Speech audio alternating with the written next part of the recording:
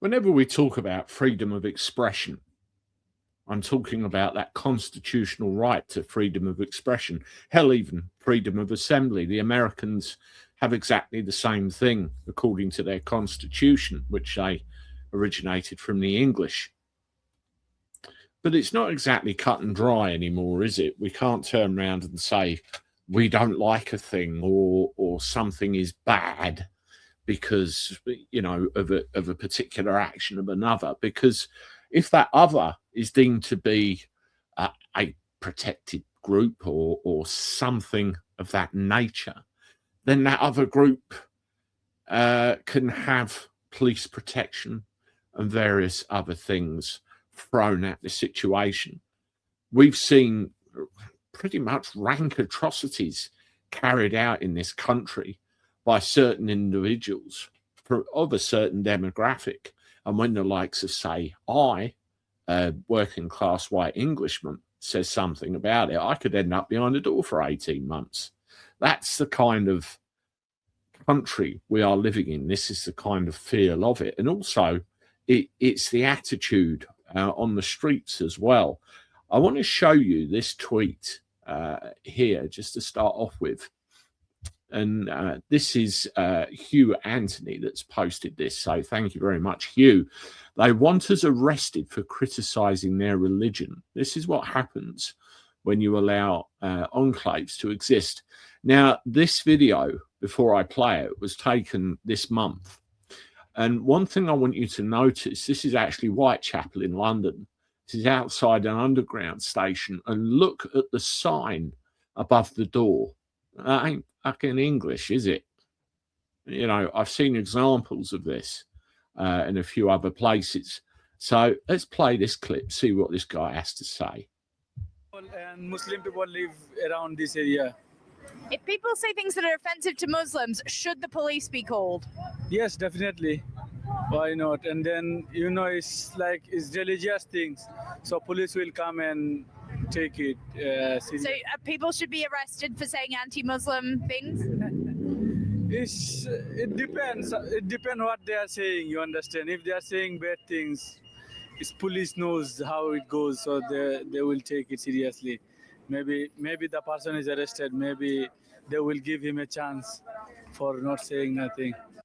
So that man says it is a Muslim area. He said it is a Muslim area, and he's saying that people should get locked up for saying things against Islam, which, last time I checked, we live in the United Kingdom and we somewhat have free speech, and you are allowed to say whatever you want about whatever religion. So it just shows you that these people do believe that they live in their own sort of enclave, harem, whatever you want to call it. And that's not good for anyone involved. I mean, I'll speak for myself. I'm the daughter of, you know, someone who is an Indian immigrant. I'm half Indian. So, so there's a reason I want to do this study. So all the people who make judgments about things, just listen. This lady, you are half Indian, aren't you? I am fully half Indian. My dad was an immigrant. He came to Australia at a time when they had 5,000 to 10,000 immigrants per year, a very small amount in relation to the population.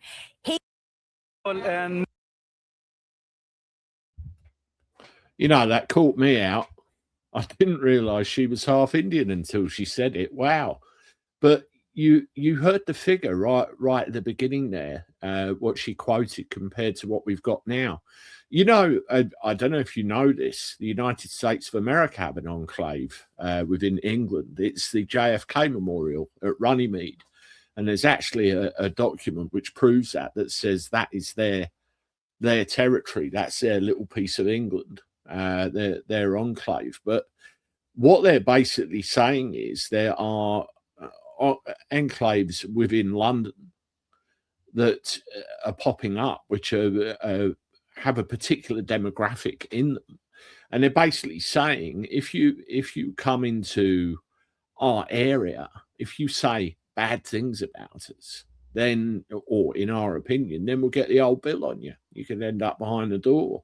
And similarly, as I said earlier, we're seeing time and time again online where people are getting locked up for what would otherwise be called free speech.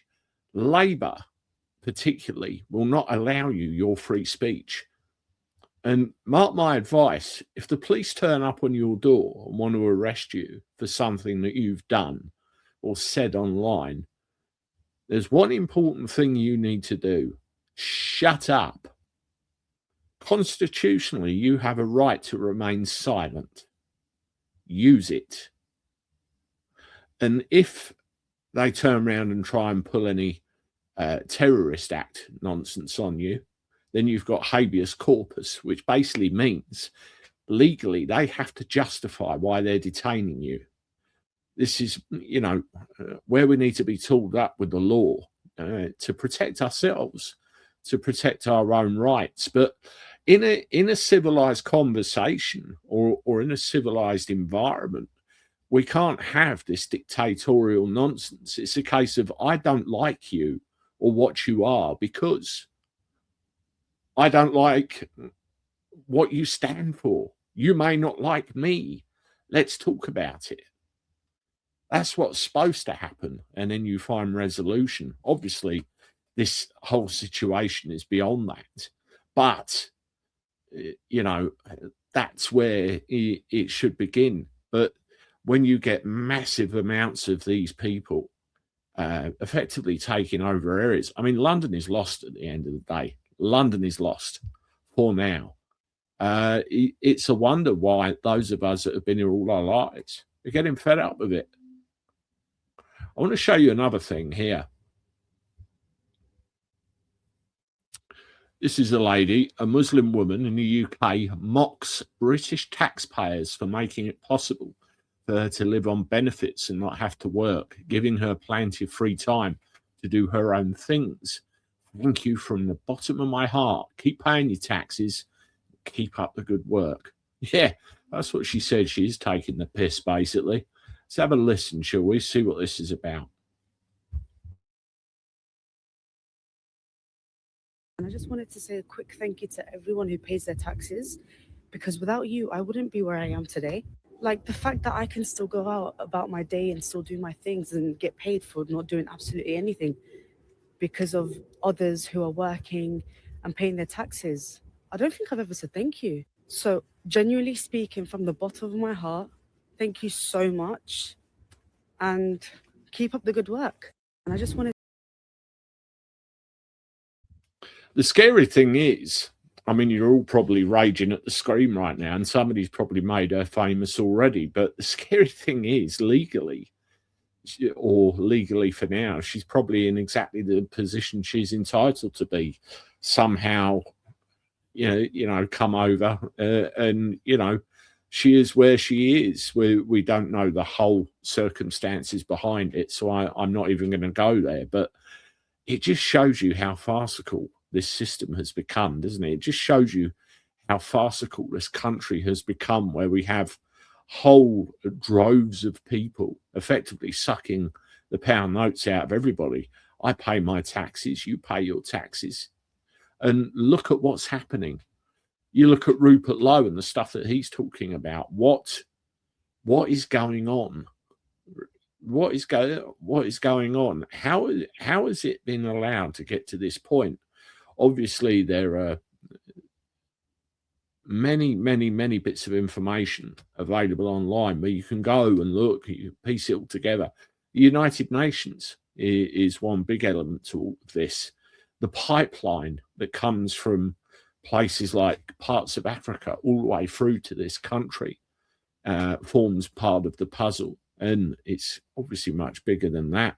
But then you end up with massive parts of our country effectively taken over. I mean, you look up north, I mean, you've got parts of Manchester, Liverpool, dare I say it, Birmingham, areas up there where we are effectively losing them, or we've lost them.